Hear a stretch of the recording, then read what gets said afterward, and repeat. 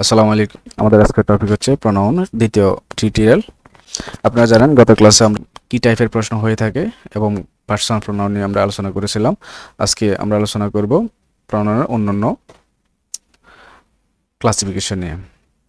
যে কথা না বাড়িয়ে শুরু করি। Interrogative pronoun. ইন্টারোগেটিভ প্রনাউনটা হচ্ছে সাধারণত ইন্টারোগেটিভ বলতে আমরা কি বুঝি? প্রশ্ন করার ক্ষেত্রে আমরা ইন্টারোগেটিভ সেন্স ব্যবহার করি। তাহলে ইন্টারোগেটিভ হু, হুইচ, হোয়াট এগুলো যেগুলো সাধারণত আমরা প্রশ্ন করার ক্ষেত্রে ব্যবহার করি। এগুলো দেখতে পাচ্ছেন এখানে হু, হোয়াট, হুইচ এগুলো হচ্ছে ইন্টারোগেটিভ প্রনাউন। বা আসি ডিস্ট্রিবিউটিভ প্রনাউন। ডিস্ট্রিবিউটিভ প্রনাউন কি? Each, either, neither. Each, either, neither কয়েকটা তিনটা খেয়াল রাখবেন। এগুলো হয়তো পরীক্ষা আসতে পারে, হয়তো আসতে পারে ইচের নিচে আন্ডারলাইন করে দিয়ে বলবে এটা কোন প্রনাউন। হ্যাঁ, নাইদার নিচে আন্ডারলাইন করে দিয়ে বলবে এটা কোন প্রনাউন। তাহলে আপনাকে মুখস্থ রাখতে হবে এটা distributive pronoun. Demonstrative pronoun this, that, this, those, so, such. এই চারটা বেশি দেখা যায়, দিস, দ্যাট, দিস, দোস। সেক্ষেত্রেও এগুলো মুখস্থ রাখতে হবে আপনাকে। বলা হবে যে দিস কোন pronoun. Relative pronoun who, which, hmm, what. দেখেন এখানে একটা জিনিস, ইন্টারোগেটিভ অ্যান্ড রিলেটিভ দুই দুই প্রনাউনগুলো একই মনে হচ্ছে আপনার কাছে, তবে হ্যাঁ একটা পার্থক্য আছে।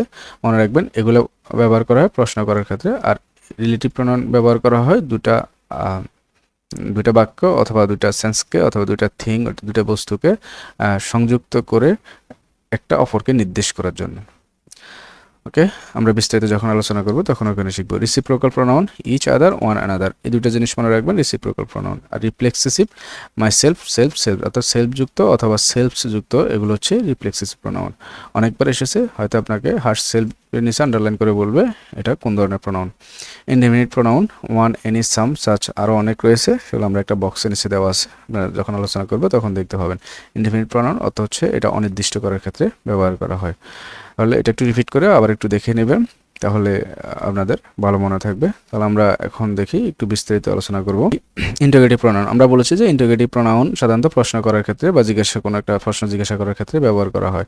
এখানে দেখেন এক্সাম্পলটি দেখেন, হু ব্রোক দ্য গ্লাস। এখানে একটা প্রশ্ন করা হয়েছে, এখানে হুটা কোন প্রনাউন, তাহলে ইন্টারোগেটিভ প্রনাউন। ইন্টারোগেটিভ প্রনাউন থেকে খুব কমই প্রশ্ন হয়, আপনারা জাস্ট মনে রাখবেন যে প্রশ্ন করার ক্ষেত্রে যে হু, হুইচ, হোয়াট এগুলো ব্যবহার করা হয় সেগুলো হচ্ছে interrogative pronoun. Distributive pronoun. Distributive pronoun থেকেও তেমন একটা প্রশ্ন করা হয় না, তবে দুই একটা জায়গা থেকে ডিস্ট্রিবিউটিভ দুই একটা রুলস আছে, সেগুলা থেকে প্রশ্ন আসে। ডিস্ট্রিবিউটিভ প্রনাউনটা সাধারণত কোনো একটা বস্তুকে আলাদা করে বোঝায়, কোনো একটা বস্তুকে আলাদা করে বোঝায়। আপনাকে এটাই মাইন্ডে রাখতে হবে যে কোনো একটা বস্তুকে আলাদা করে বোঝাবে। যেমন ইচ, ইচ অর্থ প্রত্যেকে, অর্থাৎ ইভরি, প্রত্যেকে, আইদার, নাইদার এগুলো দ্বারা প্রত্যেকটা আলাদা করে বোঝাবে। এখানে অনেকগুলা উদাহরণ আছে, আপনারা দেখে নেবেন। ইচ ক্যান ডু ইট, প্রত্যেকে এটা করতে পারে, এরকম।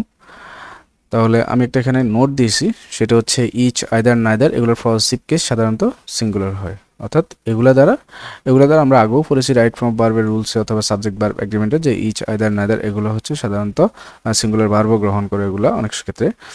তা এখানে পজিটিভ কেসের ক্ষেত্রে হিচ, হার, ইটস হয়।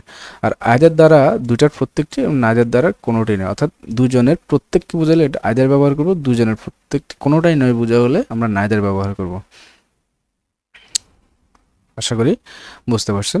করব ডেমনস্ট্রেটিভ প্রনাউন। হ্যাঁ, ডেমনস্ট্রেটিভ প্রনাউন থেকে অনেকবার প্রশ্ন হয়েছে, সেক্ষেত্রে দেখা যায় দিস, দ্যাট, দিসের নিচে আন্ডারলাইন করে বলা হয় এটা কোন প্রনাউন। সেক্ষেত্রে আপনাকে আইডেন্টিফাই করতে হবে, মনে রাখতে হবে যে এগুলো হচ্ছে ডেমনস্ট্রেটিভ প্রনাউন। এখানে দেখতে পাচ্ছেন একটা example, this is my fan. এখানে দিসের নিচে আন্ডারলাইন করা আছে, এটা হচ্ছে ডেমনস্ট্রেটিভ প্রনাউন। হ্যাঁ, ডেমনস্ট্রেটিভ প্রনাউন থেকে এই রুলস যেটা আছে সেটা হচ্ছে খুব ইম্পর্টেন্ট, খুবই ইম্পর্টেন্ট। এখান থেকে প্রশ্ন হয়েই থাকে সচরাচর। এটা হচ্ছে তুলনা করার সময় এখানে লেখা আছে তুলনা করার সময় দুটি নাউনের প্রথমটি পজিটিভ কেস হলে পরেরটিও পজিটিভ কেস হয়। দেখেন আমি এখানে একটা দুটো উদাহরণ দিয়েছি। The climate of Rangpur is like that of Dinajpur. এখানে যে দুটো উদাহরণ দেখেন এগুলো বিগত সালের প্রশ্ন আসলে। দ্য ক্লাইমেট অফ রংপুর, রংপুরের ক্লাইমেটের কথা বলতেছে এখানে, রংপুরের ক্লাইমেটটা দিনাজপুরের ক্লাইমেটের সাথে তুলনা করা হচ্ছে এখানে। ইজ লাইক এখানে তুলনা করা হচ্ছে। তো আমরা যখন এখানে বলা আছে যখন আপনি তুলনা করবেন তখন শুরুতে যেই পজিটিভ ব্যবহার করবেন, পজিটিভ কেস হলে পরেরটিও পজিটিভ কেস, এক্ষেত্রে দ্যাট অফ অথবা দোজ অফ। এখানে দেখেন the climate of Rangpur is like, এখানে দ্যাট অফ এর ব্যবহার আছে। এখন কথা হচ্ছে আপনি কখন দ্যাট অফ বসাবেন আর কখন দোজ অফ বসাবেন, এটাই হচ্ছে মেইন ফ্যাক্ট।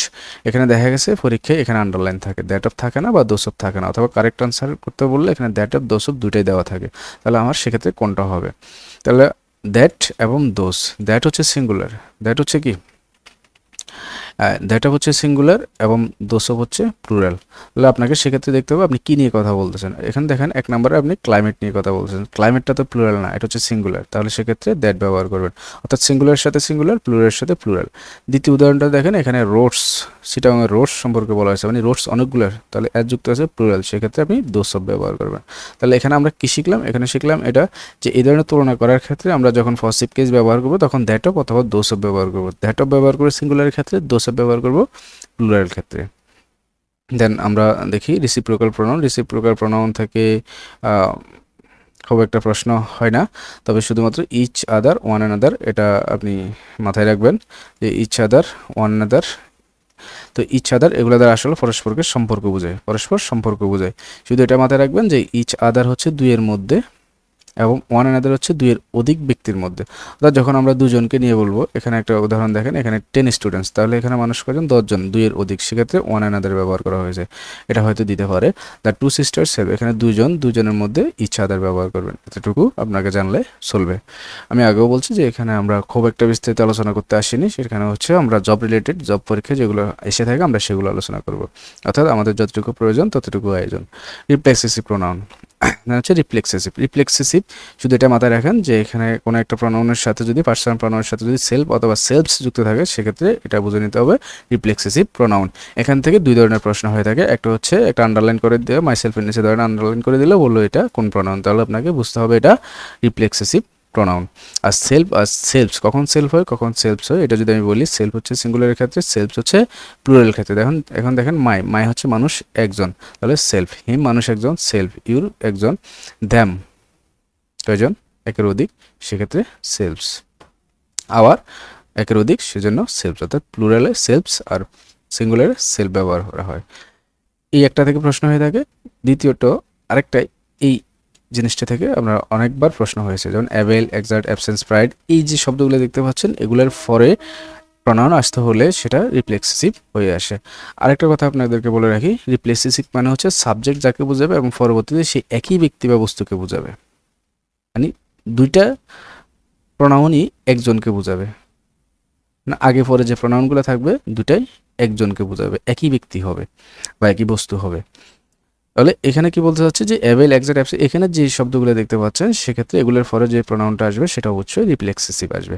এখানে উদাহরণগুলো বিগত সালের প্রশ্ন, এখানে দেখতে পাচ্ছেন প্রাইড, প্রাইডের পরে ইউরসেলফ, অ্যাভেল এর পরে দ্যামসেলফস, অর্থাৎ রিফ্লেক্সিভ হিসেবে ব্যবহার করা হয়েছে। এরপরে আসি ইনডিফিনিট প্রোনাউন। ইনডিফিনিট প্রোনাউন সাধারণত আমরা অনির্দিষ্ট ব্যক্তি বা বস্তুকে বুঝিয়ে থাকি। ইনডিফিনিট প্রোনাউন অনেকগুলা, এখানে বক্সের আছে ওয়ান, নান, নো, এনিবডি, সামওয়ান, আমরা দেখতে পাচ্ছি অনেকগুলা। এগুলা একবার আপনারা সব বলে নেবেন যতটুকু মনে থাকে। এখান থেকেও প্রশ্ন হয়, সাধারণত একটা আন্ডারলাইন করে দেওয়া থাকবে, বলবে এটা কোন প্রোনাউন, এর বেশি এখান থেকে আসলে প্রশ্ন হয় না। এখানে আমি যে নোটগুলো দিয়েছি সেটা একটু দেখি। One of, every one of, any one of, some one of, এরপর প্লুরাল নাউন, সিঙ্গুলার ভার্ব। হ্যাঁ, এটা থেকে অনেক প্রশ্ন হয়েছে, এটা আপনারা মুখস্থ করে ফেলবেন। One of my friends is a lawyer, আপনারা দেখতে পাচ্ছেন এখানে ওয়ান অফ দিয়ে শুরু হয়েছে, অর্থাৎ এখানে যে ফ্রেন্ডস অর্থাৎ নাউনটা ব্যবহার করেছে আমি সেটা প্লুরালে ব্যবহার করেছি এবং ভার্বটা হচ্ছে সিঙ্গুলার, অর্থাৎ নাউন প্লুরাল হবে, ভার্ব সিঙ্গুলার হবে। আপনি এই লাইনটা যদি মুখস্থ রাখেন, one of my friends is a lawyer, এই টাইপের যতগুলো আসুক না কেন ওয়ান অফ দিয়ে, তখন আপনার মাথায় ঘুরবে যে আমাকে নাউনটা প্লুরাল করতে হবে আর ভার্বটা সিঙ্গুলার করতে হবে। মাঝে মাঝে এটা থেকে প্রশ্ন হয়ে থাকে, ওয়ান যদি কোনো একটা সাবজেক্ট হিসেবে ব্যবহৃত হয়, কোনো একটা লাইনে ওয়ান যদি সাবজেক্ট হিসেবে ব্যবহৃত হয়, সেক্ষেত্রে এটার পজিটিভ কেস হবে ওয়ান্স। এটাও অনেকবার এসেছে, এখানে খালি স্থান থাকবে, সেক্ষেত্রে আপনি এখানে ওয়ান দেখলে এখানে ওয়ান্স বসাতে হবে। এই ছিল আমাদের আজকের আলোচনা।